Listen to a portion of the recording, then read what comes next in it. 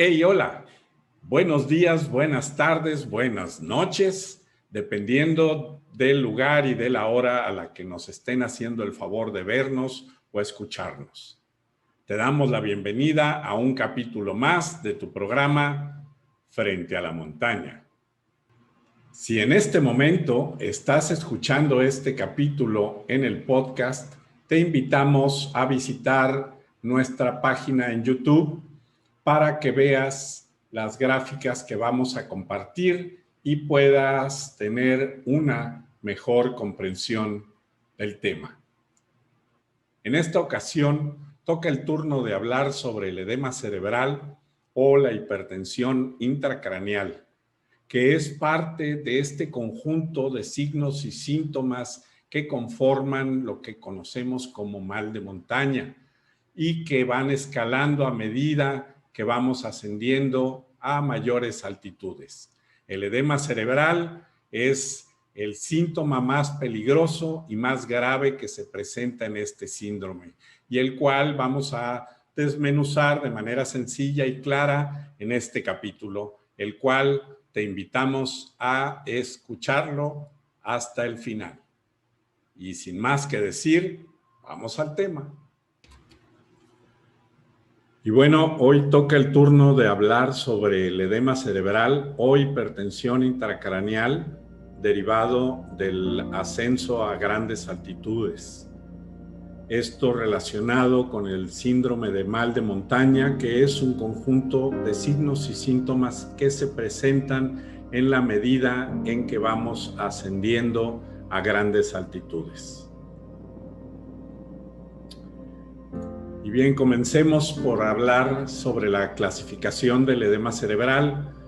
Para términos prácticos, existen dos tipos principales, que es el citotóxico y el vasogénico. El citotóxico es, en este caso, por la falta de oxígeno. Eso provoca inflamación de las células neurológicas y provoca paso de líquido del espacio fuera de la célula hacia adentro de la célula. Es decir, este tipo de edema es intracelular. Es importante porque es producido principalmente por la falta de oxígeno y considerando que estamos hablando del ascenso a grandes altitudes. En el caso del edema cerebral de tipo vasogénico es pues la salida de líquido de los vasos sanguíneos dentro del cráneo, es decir, en el cerebro hay salida de suero, de proteínas, de líquido, y eso provoca acumulación de líquido entre las células. Y esto también pues viene a agravar el tema del edema cerebral. Lo hace, digamos, más grave. Los síntomas iniciales están relacionados con el edema tipo citotóxico. Así es como inicia las molestias del edema cerebral, como el dolor de cabeza. Ese es el síntoma, digamos, inicial, con el que puede ser un signo de alerta, sobre todo por arriba de los 2.500, 3.000 metros sobre el nivel del mar. El edema de tipo vasogénico viene secundario al aumento del trabajo del corazón, bombeando mayor cantidad de sangre, es decir, más rápido, y el control que tienen las arterias sobre los flujos sanguíneos en el cerebro es muy especial, dado que en estos casos el cerebro se protege disminuyendo a través de válvulas el flujo hacia el cerebro para prevenir precisamente la salida de líquido hacia el espacio extracelular. Hablando sobre los síntomas, pues les comentaba hace un momento, el principal y el más frecuente es el dolor de cabeza, que esto puede ceder ante un analgésico, sobre todo en altitudes menores.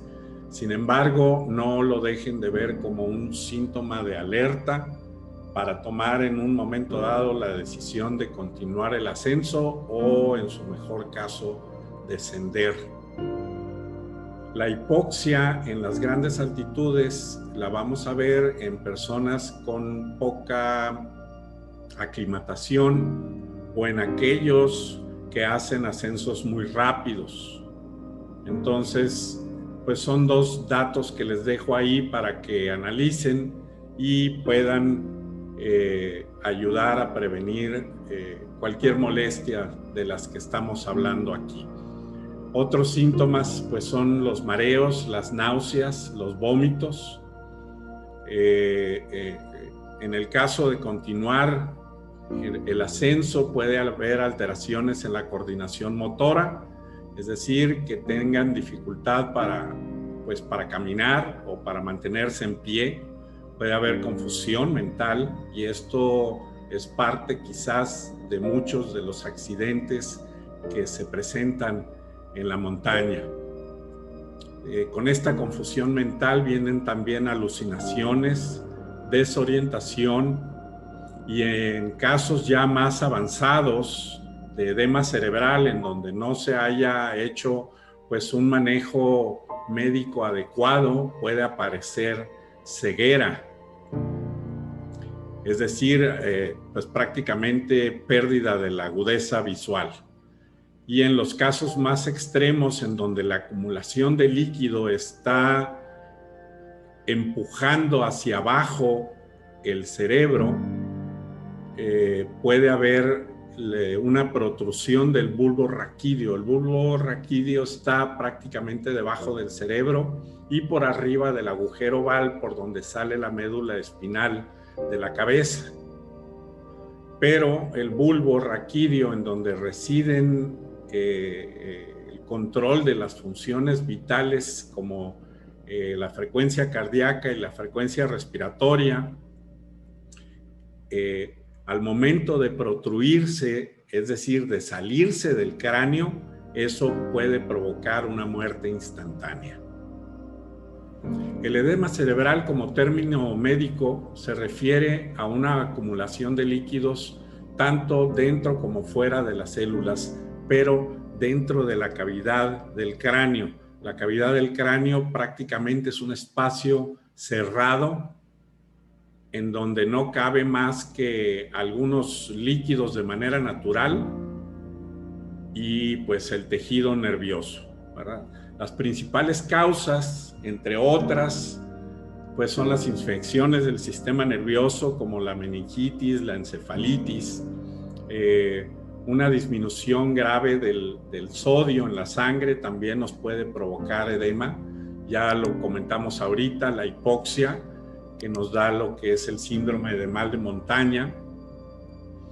Los accidentes cerebrovasculares que conocemos como embolias o falta de oxígeno en el sistema nervioso por taponamiento de alguna arteria, también nos provocan edema cerebral, así como los traumatismos de cráneo, que pueda provocar incluso ruptura de vasos sanguíneos. Esto provoca una hemorragia cerebral y bueno, viene a ser líquido dentro de la cavidad del cráneo, como lo hemos estado comentando, y esto pues también afecta al tejido y provoca también edema tipo citotóxico, es decir, que no nada más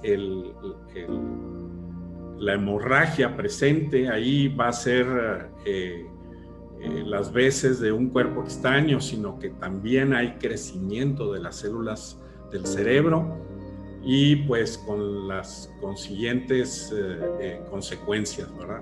La presencia también de tumores o alteraciones en la estructura del sistema nervioso, de los ventrículos cerebrales, nos puede provocar hidrocefalia o edema cerebral también conocido,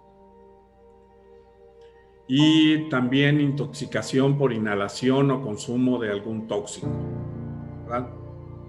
Y bueno, recordando un poco sobre el aire que respiramos, vamos a recordar, ya lo hemos mencionado en otros capítulos, pero no falta aquí agregarlo para mejor comprensión del tema.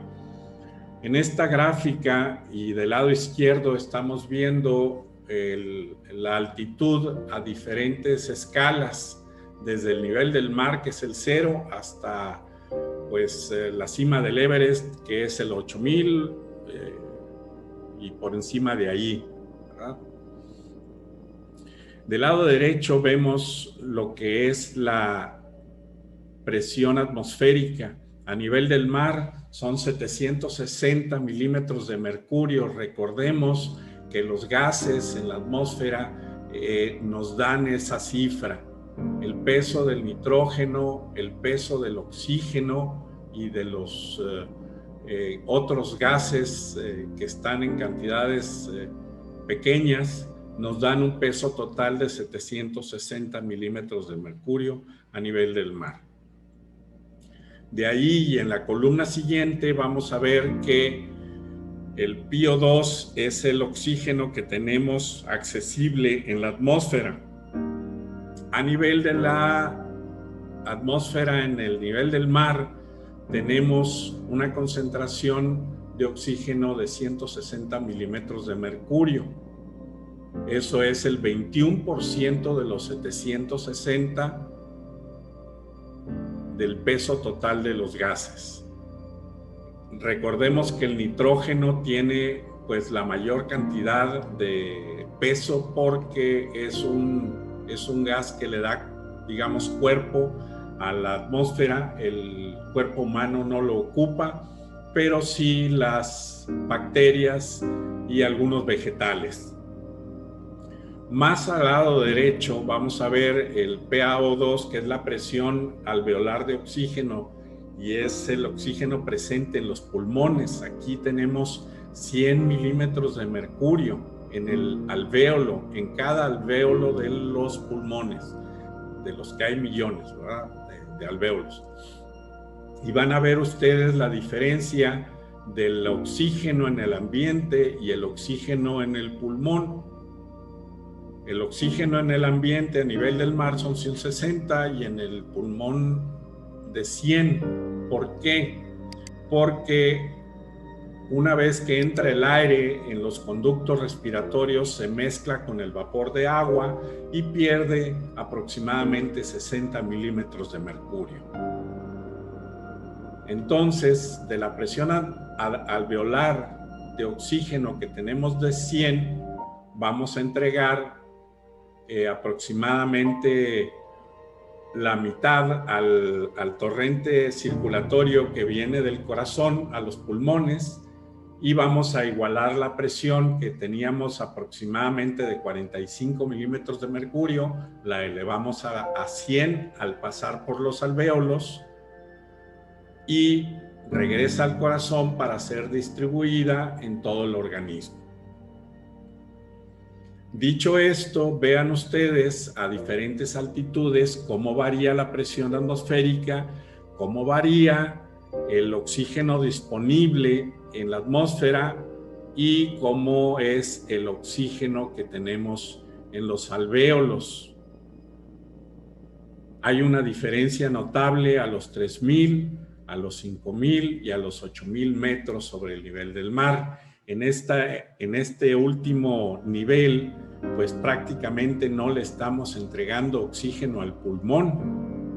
Tenemos, al contrario, estamos en números negativos. Es aquí donde, pues prácticamente el ambiente es incompatible con la vida, pero que personas con gran entrenamiento y una gran aclimatación pues lo toleran incluso sin necesidad de suplementar oxígeno. Por último, en la última columna del lado derecho, que corresponde a la temperatura, tenemos que a mayor altitud, menor temperatura. Y vean cómo en la cima del Monte Everest, pues prácticamente estamos a menos 37 grados centígrados aproximadamente. ¿Por qué este comentario? Es importante conocer que la hipotermia provoca que la hemoglobina, que es la proteína que transporta el oxígeno de los pulmones al organismo, se fija de manera más intensa al oxígeno, haciendo de esta manera que la hipoxia sea más intensa. Por eso a los 8,000 metros en adelante se le conoce pues como la zona de la muerte, porque esta zona es incompatible con la vida por las razones que ya comenté, por la hipoxia y por la adhesión del oxígeno a la hemoglobina de manera más intensa. De esta forma la hemoglobina suelta con dificultad el oxígeno y esto pues nos agrava el tema de la hipoxia. Hey, aprovecho este momento para hacerte una cordial invitación a participar como patrocinador de este proyecto. Lo que queremos hacer es migrar nuestro curso, que tiene una duración de 6 horas, llevarlo a las plataformas digitales y llegar a más y más personas sin costo alguno. La dirección para hacer tu aportación la vas a encontrar en la descripción del video o del audio si es en podcast. Te agradezco de antemano tu apoyo y espero contar con él. Gracias. Continuando con el aire que respiramos, vamos a darle aquí espacio al tema del dióxido de carbono, que es una molécula que consiste en 2 moléculas de oxígeno y una de carbono. Es importante conocer que el dióxido de carbono no se encuentra de manera significativa en la atmósfera, sin embargo, el cuerpo humano sí lo produce. Y esto debido al metabolismo. Es importante también conocer que su deficiencia provoca lo que se conoce como alcalosis respiratoria. Y se preguntarán ustedes, ¿qué es esto? Pues es básicamente lo que produce el hecho de aumentar la frecuencia respiratoria por el esfuerzo en los ascensos. Es muy notorio cuando no hay una buena aclimatación, pues que el montañista aumenta su frecuencia respiratoria de manera descontrolada y esto provoca que se pierda dióxido de carbono, produciendo como consecuencia una alcalosis respiratoria. Y en este punto toma importancia este gas porque el sistema nervioso, aparte de controlar el oxígeno en la sangre, también se rige por los niveles en sangre de este gas, del dióxido de carbono, y esto lo vamos a comentar adelante porque toma relevancia, sobre todo cuando estamos en grandes altitudes. ¿Sí? No se puede permanecer mucho tiempo en grandes altitudes, incluso en personas con buen nivel de aclimatación.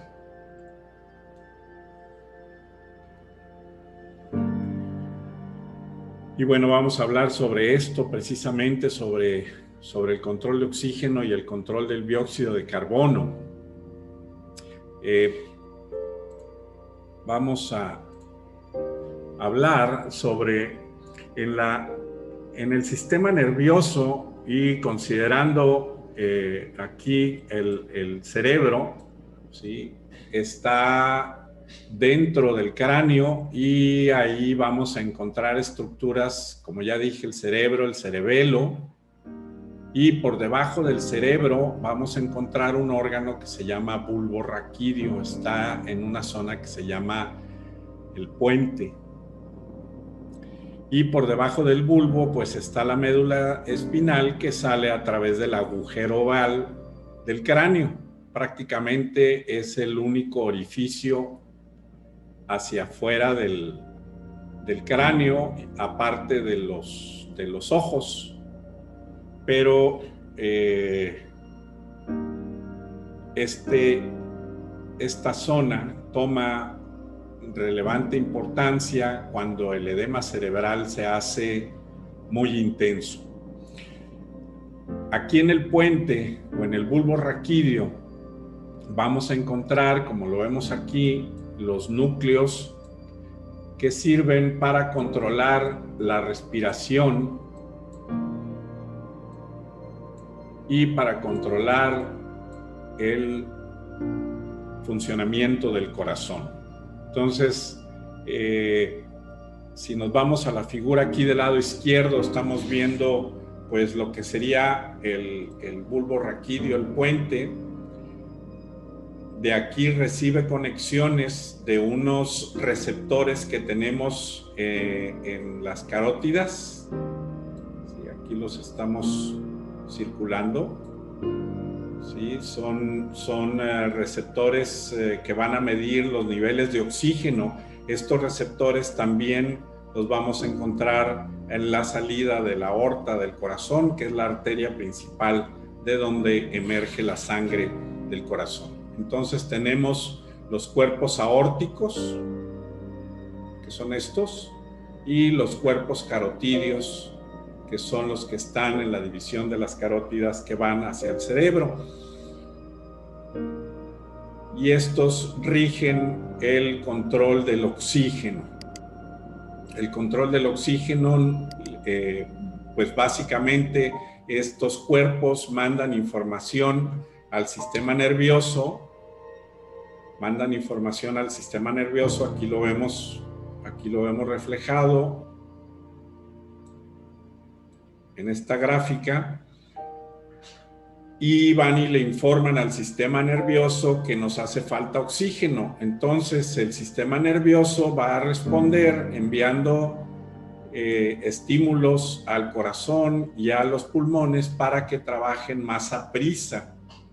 El pulmón para que meta más oxígeno y el corazón para que lo distribuya más eficientemente. Entonces, una vez que el corazón y los pulmones están trabajando pues más a prisa, tenemos el riesgo de que haya una pérdida del CO2. Vamos a ponerlo aquí. Hay una pérdida pulmonar del CO2, y esto nos va a provocar que la sangre que está circulando acá en el sistema nervioso se dé cuenta de que falta CO2. Entonces, el sistema nervioso le vuelve a mandar una orden, en este caso, pues equivocada, entre comillas, porque estamos en grandes altitudes y no tenemos oxígeno.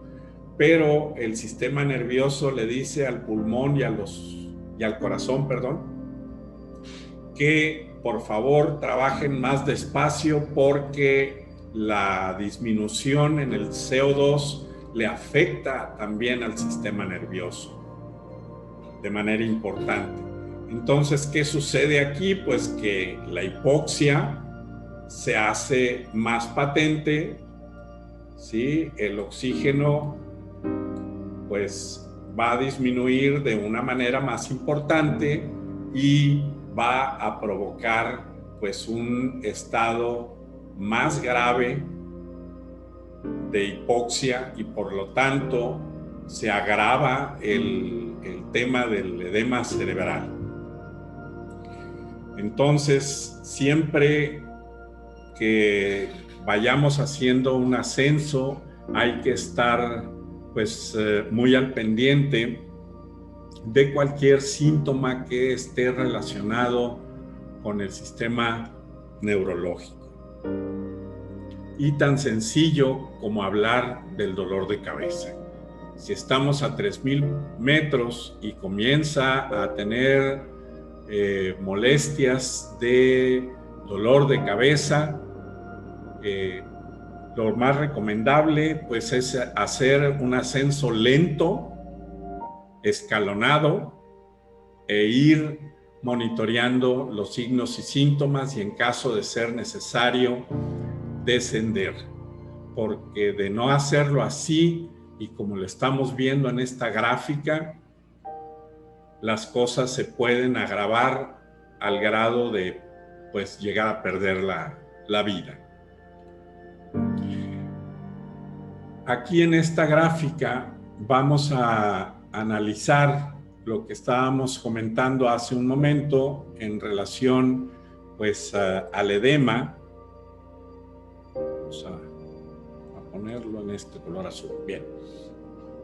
Entonces todo esto rojizo que estoy señalándoles aquí, todo esto rojizo es pues el tejido cerebral. Esto que estamos viendo al centro son pues lo que conocemos como los ventrículos cerebrales. Aquí está el puente donde está el bulbo raquídeo que les hablaba hace un momento, y la médula espinal que sale a través del agujero oval hacia la columna vertebral. Entonces, este órgano, el bulbo raquídeo, siempre debe estar adentro de la cavidad del cráneo. Es en donde residen prácticamente el control de la vida. Bien, una vez que empieza a haber derrame de líquido, tanto dentro como fuera de las células, dentro de la cavidad del cráneo, pues vamos a empezar a tener una acumulación aquí de líquido. Y lo estoy poniendo en la parte de arriba considerando pues la fuerza de gravedad, ¿verdad? Esto se va a ir acumulando. Vean cómo lo voy graficando aquí. Y esto provoca que haya que se empuje de manera importante el tejido cerebral hacia las partes inferiores del cráneo, que a su vez va a provocar empujar el bulbo raquídeo y que tenga salida sobre el agujero oval, como lo estamos viendo aquí. Una vez que este órgano sale a través del agujero oval, prácticamente es un switch que apaga la vida. La presión que ejerce los huesos del cráneo a nivel del agujero oval hace que prácticamente se disminuya el riego sanguíneo ahí y el tejido inmediatamente muera y terminan las funciones vitales. Y esto es casi instantáneo.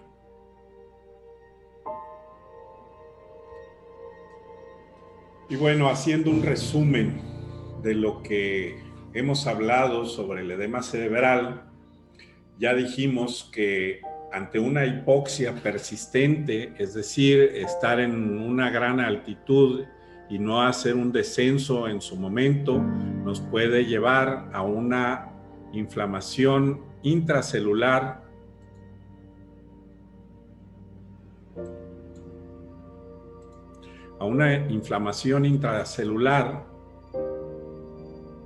con un consecuente edema citotóxico. Entonces, aquí estamos hablando de la falta de oxígeno en sangre. Y recuerden que la falta de oxígeno provoca que se aumente la frecuencia cardíaca y la frecuencia respiratoria. Este aumento de la frecuencia cardíaca pues nos va a provocar un aumento del gasto cardíaco. ¿Qué significa esto? Pues que hay una mayor salida de volumen del corazón, pero debido a su frecuencia, porque pues prácticamente no dejamos de tener los mismos 5 litros de sangre, pero bombeados de manera más rápida, pues es lo que se conoce como un aumento del gasto cardíaco. Y esto nos va a provocar que los vasos sanguíneos del cerebro se dilaten al grado de empezar a perder líquido entre las células del cerebro. Entonces, estamos hablando de un edema vasogénico provocado por el corazón, por el aumento de la frecuencia cardíaca, el edema citotóxico por la hipoxia y porque la cavidad o el sistema nervioso no tiene la posibilidad de reabsorber a la misma velocidad pues la acumulación de tanto líquido. Por lo tanto, vamos a tener un edema cerebral sin control y con la posible herniación del bulbo raquídeo si no se contiene el edema a tiempo. Esto puede provocar la muerte o en el caso de salir con vida puede llegar a dejar secuelas neurológicas importantes. Y bien, esta gráfica se las voy a dejar aquí con una reflexión sobre la suplementación o no del oxígeno en las grandes altitudes, ya que hay personas que pues de alguna manera puedan tolerar diferentes niveles de altitud sin tener síntomas, incluso sin tener aclimatación, ya que pues hay personas que, por ejemplo, van a la Ciudad de México y puedan regresar sin ninguna molestia relacionada con el mal de altura, ¿sí? Aquí en esta gráfica estamos viendo la comparación de diferentes ciudades a nivel mundial comparadas con la altitud de la cima del volcán del Popocatépetl y la cima del Everest. Vemos aquí cómo Nueva York y Acapulco prácticamente están a nivel del mar, tienen una presión atmosférica que entrega suficiente oxígeno al cuerpo. Si recordemos que de los 160 milímetros de mercurio, pues nada más vamos a utilizar 100 en los pulmones, ¿ok? Entonces, estando a nivel del mar, tenemos, digamos, una oxigenación ideal. Y bueno, vamos a ver cómo en la Ciudad de México, que tiene una altitud de 2.240 metros sobre el nivel del mar, tenemos una presión atmosférica menor, con un 21% de oxígeno ambiental de 123, y le estamos entregando al pulmón pues únicamente el 63 milímetros de mercurio. Entonces estamos muy cerca o prácticamente estamos en un área en donde ya empieza a haber hipoxia, pero no es tan grave para la mayoría de las personas. A comparación de La Paz, Bolivia, pues ya prácticamente estamos en una zona de hipoxia y muy seguramente las personas que no tienen aclimatación a esas altitudes, pues van a presentar algunos síntomas. Y vean cómo a nivel de la cima del Popocatépetl, pues prácticamente no le estamos entregando oxígeno a nuestro cuerpo, estamos en deuda. Y comparándonos con la cima del Everest, pues prácticamente estamos en números negativos, es decir, esta zona es incompatible con la vida de manera natural. ¿Por qué? Porque sí hay un 30% del oxígeno presente a nivel del mar, pero la presión atmosférica en ese lugar no nos ayuda a poder respirar el oxígeno en el ambiente.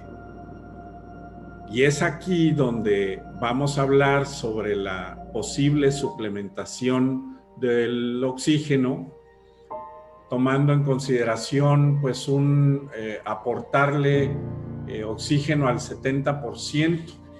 Vean ustedes cómo utilizando oxígeno al 70% pues se aumenta sensiblemente la cantidad de oxígeno que entregamos a los pulmones. ¿Sí? A nivel de la Ciudad de México, si suplementáramos 70% de oxígeno, pues estaríamos triplicando la cifra de oxígeno que se necesita de manera natural. Y en este punto es importante decir que tan necesario es el oxígeno como tan tóxico puede resultar ser si es utilizado de manera irresponsable y prolongada. Entonces, quizás no haya necesidad de suplementar oxígeno en la Ciudad de México y todo en Santa Paz. Y volviendo a Bolivia, en la ciudad de La Paz, el suplementar oxígeno al 70%, pues prácticamente nos duplica la cantidad que le estamos entregando de manera natural al oxígeno, es decir, estamos oxigenando de más. Si la persona llega a tener síntomas y queremos suplementarlo, pues debemos considerar un porcentaje menor, que pueda ser del 50, del 40%, del 30% posiblemente, sea suficiente para disminuir las molestias. Igualmente en la cima del volcán del Popocatépetl, que es a 5.500 metros sobre el nivel del mar, vean también que si suplementamos al 70%, pues estamos duplicando la cantidad de oxígeno que necesitan los pulmones. Entonces, igual podemos tomar la decisión de disminuir el porcentaje de suplementación de oxígeno si llega a ser necesario. Y por último, en la cima del Monte Everest, en donde pues prácticamente tenemos una presión atmosférica de 253 milímetros de mercurio, tenemos una presión de oxígeno de 53 milímetros de mercurio. Ya dijimos que esto no es posible respirarlo de manera natural. Y aquí la suplementación de oxígeno al 70%, pues prácticamente vean ustedes que estamos igualando la cantidad, casi igualando la cantidad de oxígeno que tenemos en los pulmones a nivel del mar. Entonces, aquí es pues básicamente la reflexión de si quieres hacer una aventura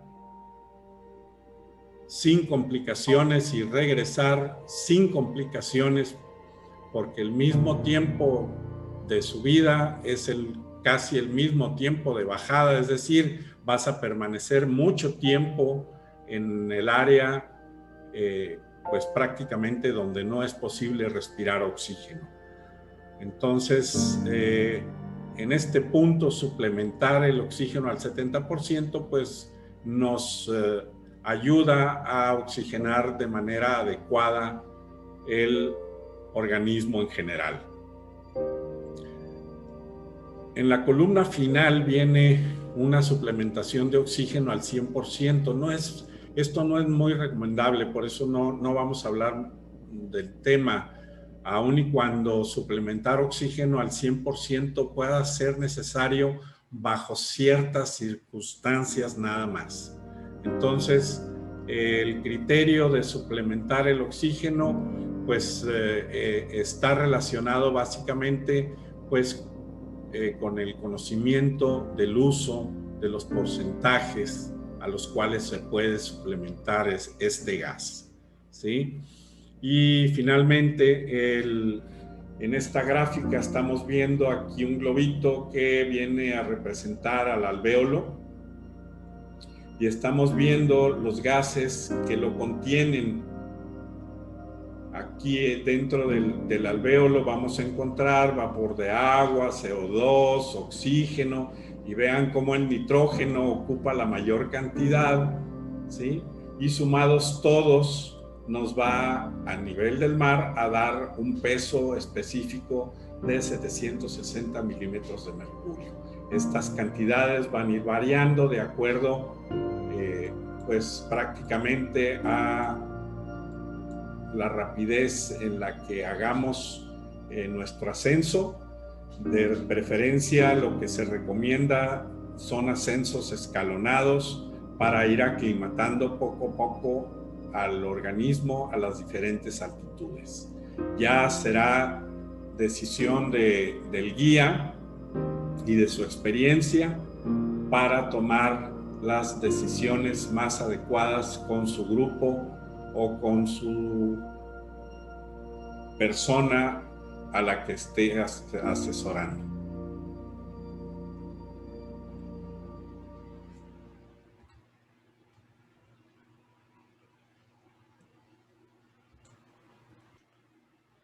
Y bueno, hemos llegado al final de este capítulo y esperamos hayan encontrado información útil que les sirva para su actividad en la montaña. Les dejamos además la reflexión del uso o no del oxígeno suplementario, sea cual sea su decisión, es muy, muy respetable. Los invitamos la próxima semana para hablar sobre el tema de la función del riñón en las grandes altitudes y su relación con la hidratación general del cuerpo. No se lo pierdan, los esperamos. Hasta pronto y que tengan buen camino.